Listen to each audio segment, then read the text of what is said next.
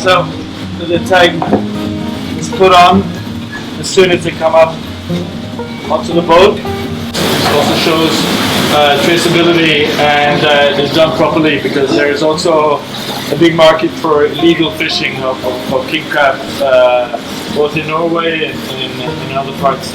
So it's also a way for us to show the people we work with and that it's done properly.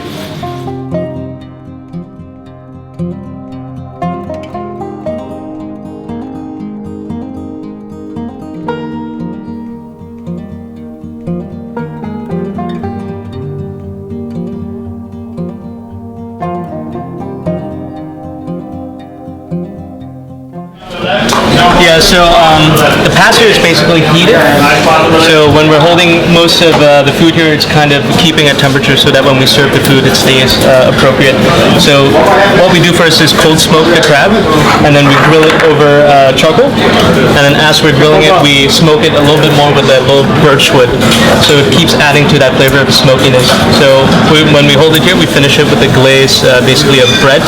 So we make our own miso using rye bread, together with mushroom sauce that we've reduced down. So it's actually, it has no meat in there, but it has all that umami note from fermentations itself. And then we dress it here to finish, and then it walks into the dining room basically. What's your number? Bottom? Here. Yes. So that's all. Just the collar here. No meat in the chocolate, please, right? No meat.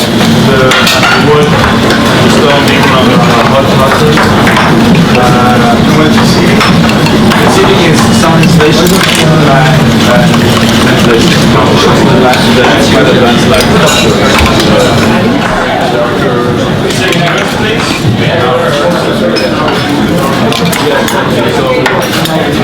The big's on here? Yeah. also we fade down the light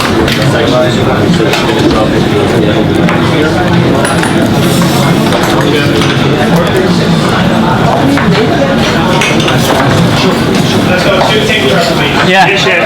We're going 6 tuna meat and 10 king crab and 4. Yes, chef. Tuna meat on the right here. Yes, chef. Also, let's make sure we're super ready with this. Yeah. Yes. You going now, right, Thomas?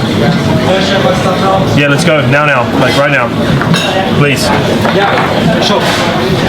Yes, chef.